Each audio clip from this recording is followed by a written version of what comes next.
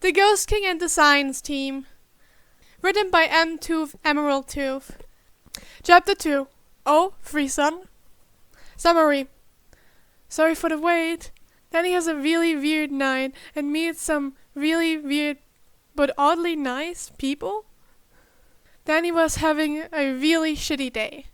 Not only did he get harassed and beat up by Vlad all evening after school, somehow the old Fruit Loop kept finding him no matter where he hid.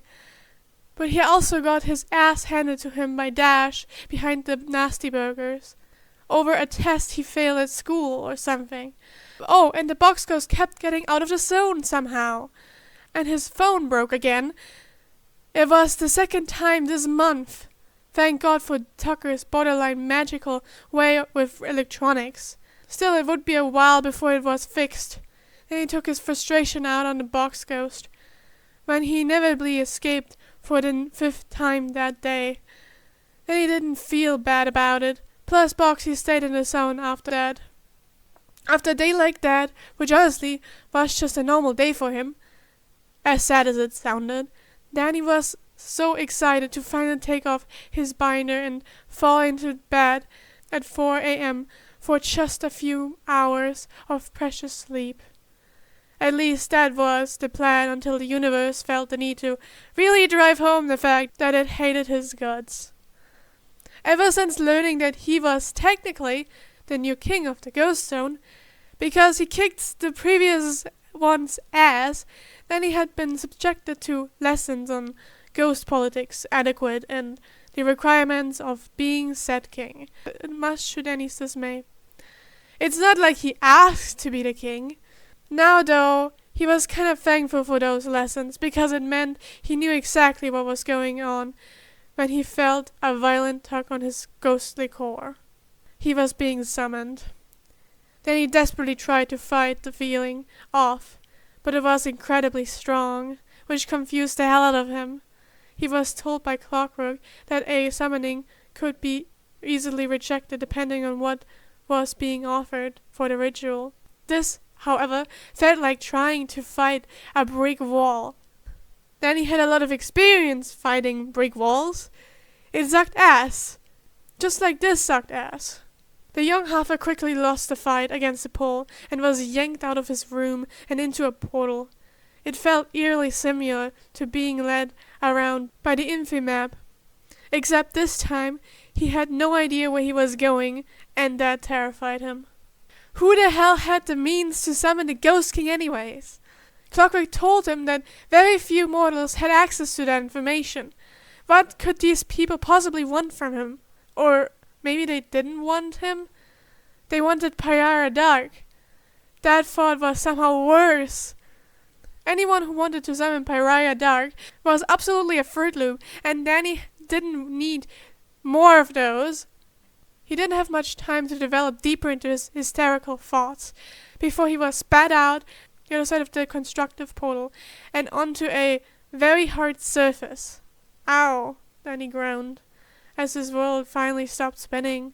He felt weak and stretched thin by the journey through the portal. His brain offered him the word spaghettification.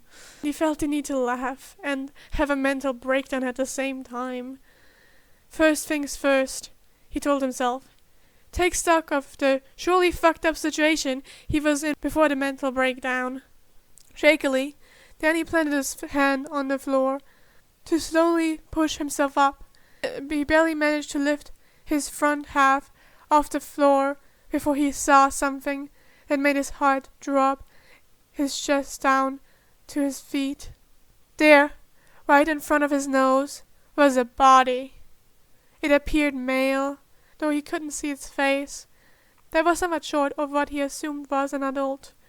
Its limbs were sprawled at unnatural angles that suggested it had been dropped there carelessly. What skin he could see was a sickly color, nearly gray, and then he half expected his sharp inhale to bring the smell of rot to his nose. Despite his keen senses warning him that he wasn't the only living thing in the room, he couldn't tear his eyes from the corpse laid in front of him like an offering. Oh god, that's exactly what it was. What the fuck, what the fuck, what the fuck? Finally, Danny's brain caught up with what he was seeing, and he blurted out as strangled, "Oh my god, is that a fucking dead body?" Then he would have slapped himself for saying such an idiotic thing if he wasn't currently scared out of his mind. When the sound of a voice finally snapped him out of his horrified trance. "Look out, Gordon! It's a dangerous child up ahead!" Danny froze and slapped his head up to lock eyes with the speaker. He was not expecting to see a short, elderly man wearing a button-up shirt with slacks staring back at him with wide, sparkling eyes.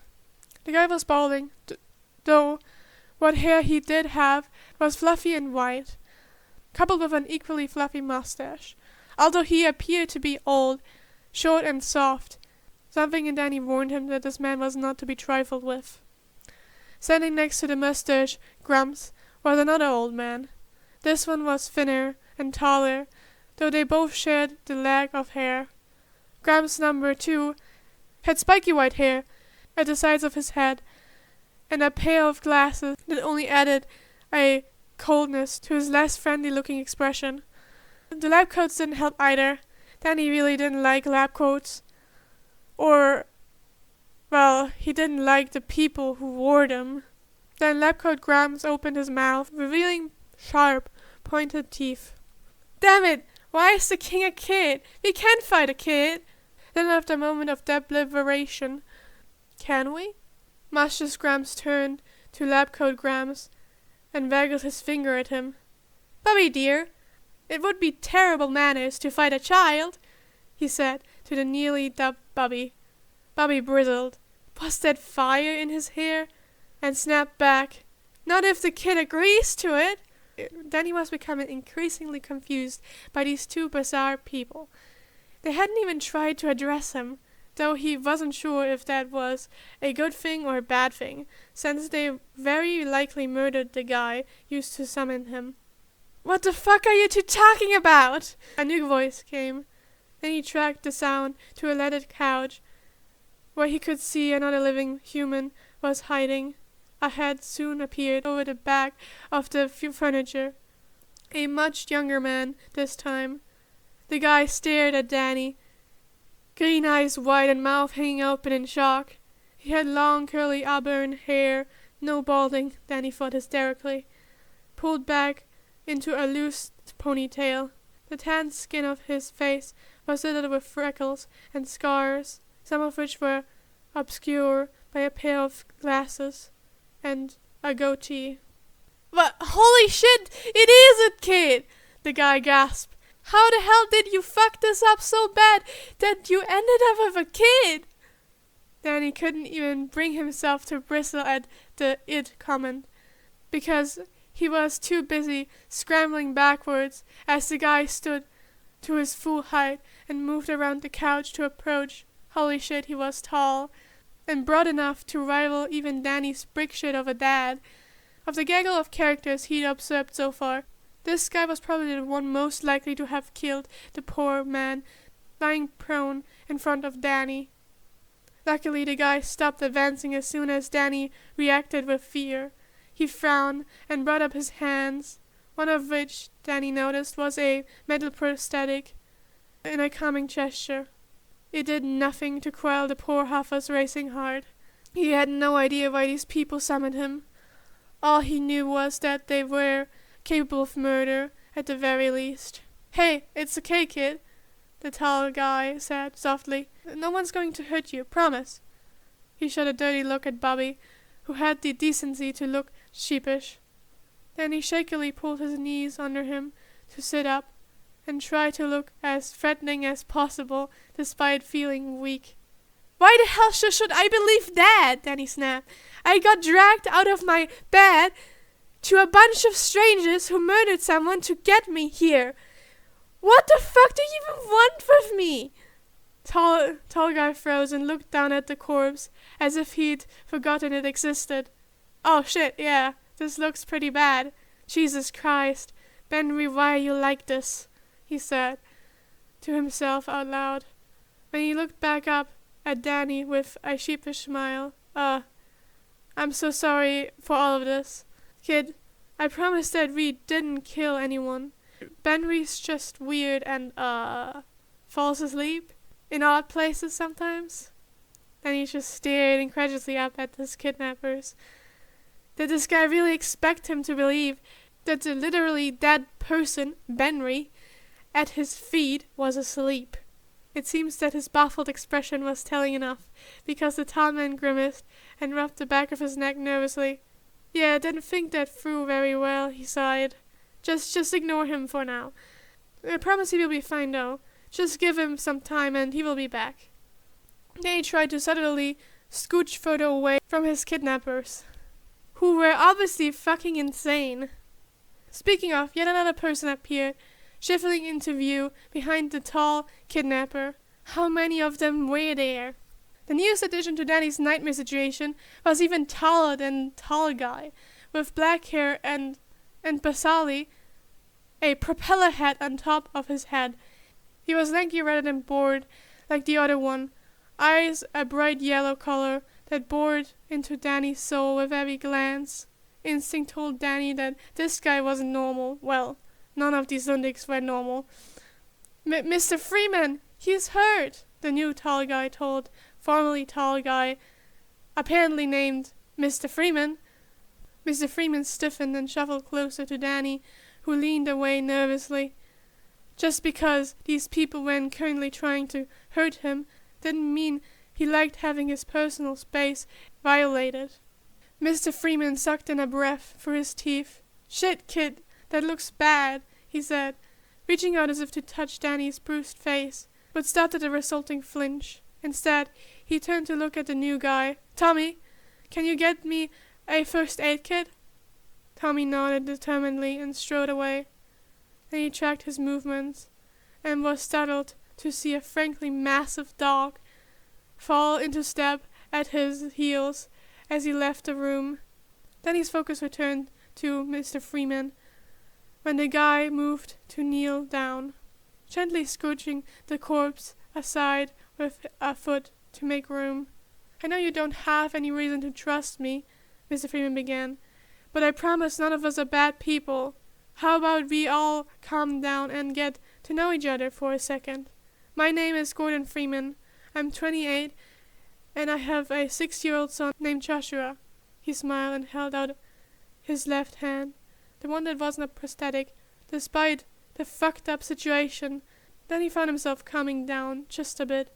Gordon seemed sincere, and now that he could think straight, and he couldn't sense any ill intent from him either, despite the contrary evidence. Danny's instincts were hardly ever wrong.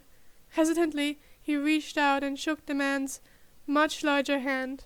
He noticed little scars dotting the tanned skin before he let go. The first old man stepped forward unprompted from where he was hovering in the background, drawing Danny's gaze. He had a wide smile on his face, and his eyes sparkled with warmth and intelligence. Yes, introduction. I'm Dr. Harold Coomer, but you can call me Dr. Coomer, he said in a loud, juvenile voice. Coomer reached over to the other old man and pulled him against his side. This is Dr. Bobby Coomer, Bobby butted in, jabbing his elbow to the side of his husband. Sorry about earlier, kid. I won't fight you or anything. Unless you're down for an ass-kicking, that is, he added, despite the returning jab from Coomer. Then he gave them all a shaky smile. My name's Danny, he mumbled. I'm 14 and, should he add more? Should he tell them his last name? Should he say he's a ghost? A glance down at himself revealed that he was definitely in ghost mode, but these people aren't even really mentioned how weird it was that he was able to be summoned instead of the Ghost King, let alone the fact that he was glowing. They must know he's not human, right? Why aren't they acknowledging it? Most people would be treating him like a freak. Luckily, the return of Tommy made the decision of whether or not to speak up for him. And I'm Tommy Coletta. The tall black-haired man said excitedly as he returned to the room with a large bag in his arms, having apparently heard that they were doing introductions. And this is Sunkist. She is my service dog, but she is off duty, so you can pet her if you want. He continued, gesturing with his foot at the unnaturally big golden retriever at his side. The dog happily approached Danny and set herself next to him. The Huffle was used to big dogs, thanks to Cujo, though this one was definitely not green and glowing. He hesitantly reached out and sank his hand into Sunkist's thick fur, much to her delight.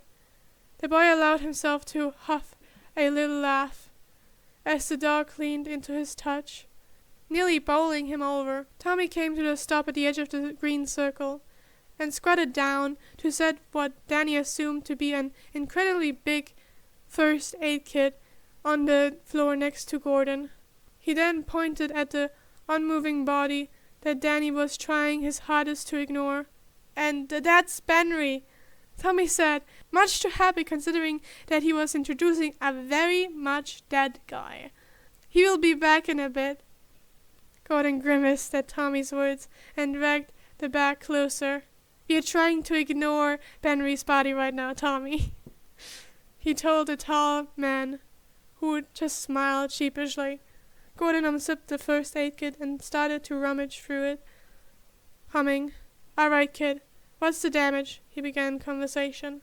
Danny startled, having been too engrossed in petting Sunkist to pay attention. "Oh, you really don't have to," he said, shaking his head. "I've had worse." Gordon frowned, looking concerned. "At least take a bandage for the cut there." Then he reached up to touch his forehead, where Gordon was gesturing. I felt the dull ache and the tackiness of drying ectoplasm against his fingers. He didn't even realize he'd been bleeding. Must have gotten it from his fight with Vlad, and the journey through the portal reopened the wound. Gordon smiled knowingly at Danny's surprised expression and offered him a rub bandage. Oh, thanks," Danny stammered, taking the bandage gratefully. It had little minions printed on it. Honestly, if it were under any other circumstance, Danny would probably like these people. They were weird and funny, but nice, and weren't treating him any different despite his obviously inhuman status. There was still the glaring problem of the fucking dead guy that no one was giving an explanation for. Until someone gave a reason, Danny was going to continue to assume that they murdered someone as an offering, and that was why he couldn't reject the summoning. It made infinitely more sense than what they had told him. "How about we move to the couch, yeah?" Gordon said, breaking the tentative peace that had finally befallen the room. He stood up and offered Danny a hand. Danny gracefully accepted the help and stood on shaky legs. He practically had to be walked to the couch, but Gordon thankfully didn't say anything about it. Then he flopped onto the cushion with an exhausted groan, feeling the excitement of recent events catch up with him. Who knew being summoned would take so much out of him? He hoped it never happened again. Then he felt the couch dip beside him and cracked open an eye to look over at Gordon, who sat a respectable distance away. The man was looking at him with concern, wiggling his fingers nervously in his lap. "So, what exactly happened to you, if you don't mind me asking?" Danny sighed. He expected the question sooner or later. "I got into a fight. Ghosts are very territorial, and fight is inevitable when you're trying to keep Fruit Loops from invading your personal space," he said with a shrug. "Ah, a concept I understand well. Sometimes a good fight can communicate more than words." Dr. Coomer bloomed, mimicking a few punches. Danny cracked a smile at the old man's antics. "Yeah, that's pretty much how it is for most ghosts. Fighting is their love language." Bobby perked up at that. "Does it mean you would want—" "No!" Gordon butted in. "For the last time, no! Bobby, chill out. We are not fighting Danny." "Party pooper," Bobby grumbled. Gordon rolled his eyes, but ignored the old man in favor of facing Danny. Is there someone we can call to pick you up? I'm really sorry about dragging you here for no good reason. If there's anything we can do for you, just ask, okay? Danny smiled at the man, feeling oddly touched that the stranger seemed more concerned about him than his own parents were sometimes. It's okay, really. I can get home on my own. I fly fast, but where exactly are we anyway? In all the excitement, Danny didn't even think about where in the world he ended up. That could be a problem. Oh, we're in New Mexico. Not sure where you're from, but I hope it's not too far. Danny's eyes went wide. New Mexico? He gasped. Oh, jeez, that's nowhere near Amity Park. Amity Park?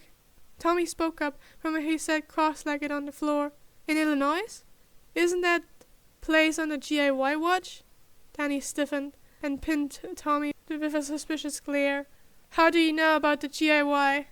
It was a secret government organization for a reason.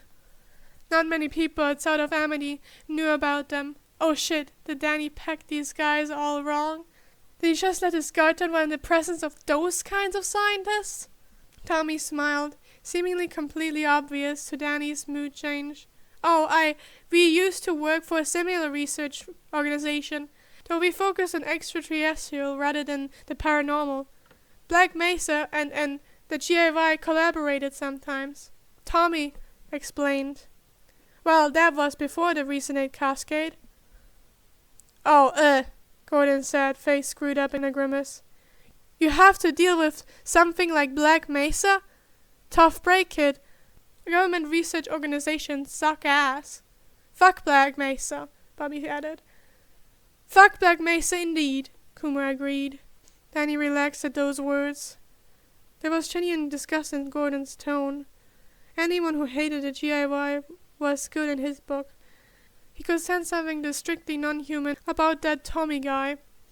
And there was definitely something up with Bobby.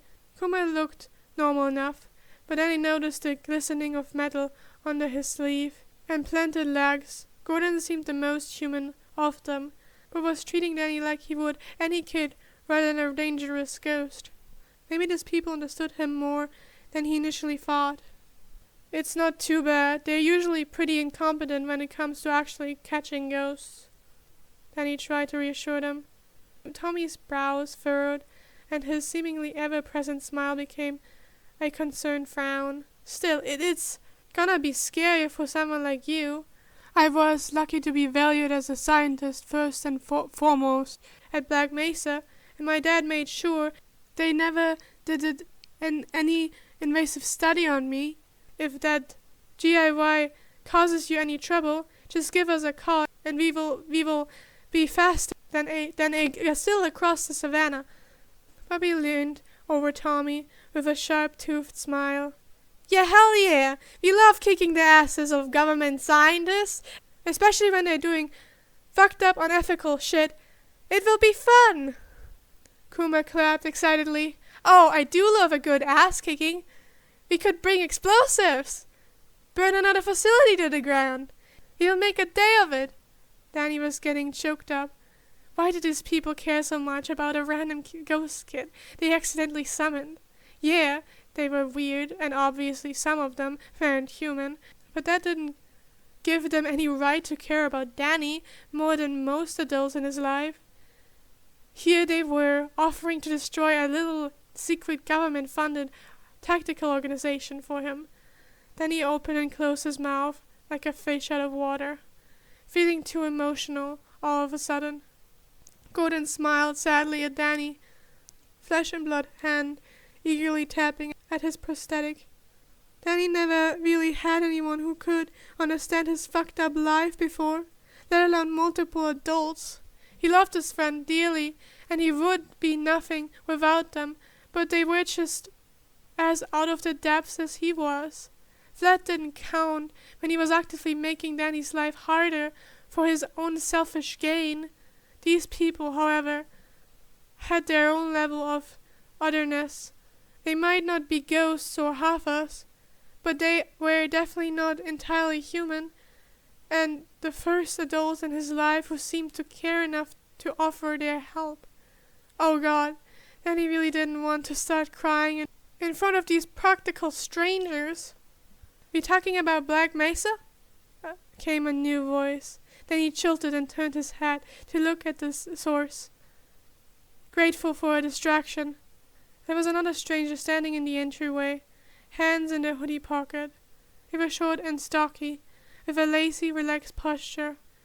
A pair of weirdly luminous yellow eyes blinked from an odd shadow that formed a mask over the top half of their face, blending into their equally void-like hair.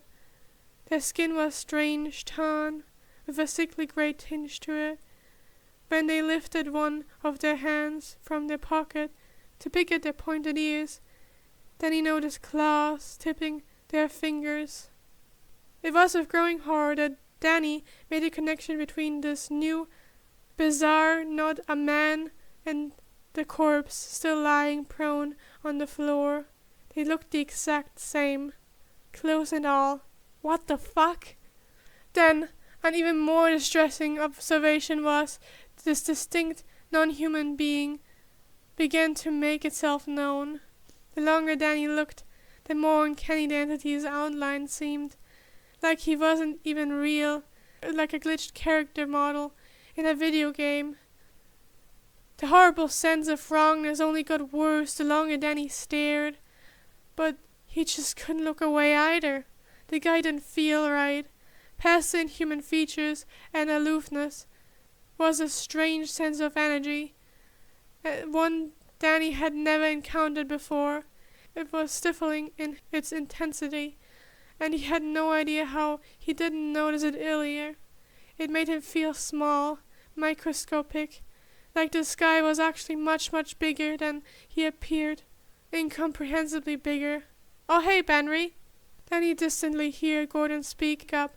"Took you long enough, you ass? Did you really have to do that with no warning?" Benry grinned, showing off far too many pointed teeth, clamped into a mouth that stretched just a touch too wide. They crackled in lieu of a reply and began to saunter across the room towards the couch. Immediately, Danny was off his feet and jumping into the air to put more distance between himself and whatever the hell this guy was. Soon enough, he was pressed up in the upper corner of the room, trembling and staring at Benry with wide eyes. "Yo, why is there a baby on the ceiling?" the entity asked, now looking solemnly at Danny. That was infinitely worse. Those eyes were like looking into a supernova. "Come down from there, pss, pss, pss, pss, pss." Gordon barked a laugh. "He's not a baby, Benry. Stop scaring him, man. It's bad enough the poor kid got dragged here because of the ritual you finished." Danny didn't dare take his eyes off of Benry, feeling much like a cornered animal before a predator. He was far too exhausted to face through the house and fly as fast as he could to the opposite direction, like his brain was screaming at him to do. Even just holding this position against the wall was making his limbs tremble. As soon as those eyes moved away, then he felt like an immense weight had lifted from his chest. "Oh shit, you're, sensitive. Sensational, baby. Let me just..." Then he paused, and then he swore he saw the entity's whole body waver like a migraine. The oppressive energy in the room vanished, like a switch being flipped.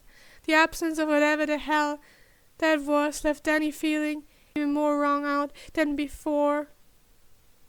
He dropped from the ceiling and tumbled on the couch, much to Gordon's concern. "Oh shit, you alright, Danny?" the man asked wearily. He scooched over to where Danny was, still trembling, on the other side of the couch, and reached out to grasp the teen's shoulders. The touch was grounding despite coming from a particular stranger, and then he found himself leaning into it. "Benry, what the hell did you do to him?" Benry frowned, watching Danny with something like guilt in his eyes. "I didn't mean to, I swear," he said, monotone voice somewhat conveying genuine remorse. "Forgot that my epic vibes are too much for some non-humans." "Wait, can you see what you really look like?" Gordon gasped, studying Danny with even more concern, moving as if to cover the kid's eyes with his hand, but wasn't sure if that would be a welcome touch. Henry stepped closer, humming and scrutinizing Danny closer. Now he'd be super dead right now if he saw that, well, dead the rest of the way. LMAO. Of all the overwhelming things happening in that moment, Danny was snapped out of his instinct-induced panic by one very specific dumb observation. Did you just LMAO? Like, out loud? Benry grinned, and this time the sight of his uncanny face didn't make something in Danny want to flee in terror. It was a close thing, though. Yeah, LMAO, he repeated, then opened his mouth and did something that caught Danny by surprise. A highlighting note vibrated within Benry's throat, and with it came odd little orbs of green light that flowed from between the guy's sharp teeth. They slowly drifted into the air, seemingly weightless, and illuminated Benry's uncanny face with a gentle light. Then his eyes went wide, and he leaned forward to get a closer look at the weird little light bubble. They were unlike anything he had ever seen, though they did slightly remind him of ectoplasm, due to the color and the slight luminous. Then Benry smiled and leaned back on Danny, becoming enraptured by the orbs. Gets them every time. Babies love pretty lights. They didn't register the insult, too busy watching the now fading ball of light. What was that? He asked in awe. Tommy excitedly answered before Benry could, leaning into view from his spot on the floor. It's called sweet voice. It's a sort of nonverbal language specific to Benry's emotions. These ones are green, with a swooping high-pitched which translates to no need to be afraid, or as I like to say, green means he's not mean. Fascinating, isn't it? Yeah, my balls are super fascinating. That's why Gordon likes to put them in his... Gordon reached over and smacked Benry before he could finish, to which the alien responded with a crackle. Dude, shut up! There's a kid present! Don't be making inappropriate jokes! Gordon scolded. You want to kiss me so bad, it makes you look stupid. Gordon turned an interesting shade of red, sputtering. Jesus, shut up! Just clean up your mess! He gestured jerkily at the body still lying prone on the summoning circle. And don't fucking eat it like last time! There's a reason I stopped watching Madoka Magica with you. Benry shrugged and turned towards the circle, where his previous body lay sprawled. Cumberly is relatable as fuck, bro. Yeah, that worries me. Then he looks away as Benry approaches his body. He had a feeling that he probably shouldn't be looking at whatever he planned to do with it. Instead, he turned to Gordon. What is he? Then he asked, hesitantly. Wait, was that rude to ask? He hoped Benry didn't hear him if it was, but he was curious. He'd never felt anything like Benry before. He looked normal-ish, but that pressure. Then he shuddered, just thinking about it. Gordon barked a laugh for some reason, unknown to Danny. We have no idea. He never gives us a straight answer. 'Cause I'm not straight. Hey-oh! But I've been calling him a cosmic god from beyond the void of space, Gordon explained, as if that answer wasn't absolutely terrifying. What? Benry butted in, appearing beside Gordon on the arm of the couch. No, I'm a gamer. Gordon just smiled indulgently. You sure are, but... Then he was incredibly confused, and more than a little alarmed. Benry must have noticed and taken pity on him, because he addressed Danny next. Sorry, little dude. I'm pretty confusing. Can't help it. Think of me as a multidimensional being, but don't think about it too hard, or your baby half-ghost brain will explode. The casual reference to his half status didn't go unnoticed by Danny, but he took Benry's advice and didn't think too hard about it. Instead he asked, "So, like, you're from another dimension?" "I can relate, I'm technically from the zone." Benry shook his head. "Nah, I'm multidimensional, as in I exist in multiple dimensions. Like, at the same time." Danny gaped at the entity. How the hell was he supposed to reply to that? He never even knew anything about that could exist, though he supposed Clockwork was similar in how he existed beyond time. But even Clockwork's power didn't feel nearly as unfathomable, massive as Benry's. If Danny hadn't felt that sheer energy himself just earlier, he wouldn't believe a word the guy was saying. Gordon reached over and playfully shot at Benry, drawing Danny back out of his thoughts. "What the hell, dude?" Gordon huffed. "That's the straightest answer you have ever given anyone. How come Danny gets a real coherent answer when I always got riddles and bullshit?" Benry crackled and slung a hand around Danny's shoulders. "'Cause he asks nicely, Freeman. Maybe you should learn a thing or two from him about being nice to best friend Benry." Danny instinctively shrunk away from Benry's touch at first, the ghostly side of his brain still very much aware of the immense power this being held, even if it was no longer stifling. Immediately after they made contact, though, Danny particularly melted into the man's side. Holy shit, did his ghost core resonate with the odd energy he could feel buzzing just under Benry's skin. It felt scary before, but now that he was in contact with the guy, suddenly his ghost had decided that it was good, safe and protective, like a guardian. "Well, yeah, that's my job." Danny startled from the strange bliss state and jerked away from Benry, blushing a deep green. "Oh shit, did he say that out loud?" "No, but best not think about it, yeah?" Benry said, with a wink. "Oh great, the multidimensional entity could read his thoughts. Fantastic. If you're sharing our status of existence, I want to go next!" Tommy spoke up from the floor.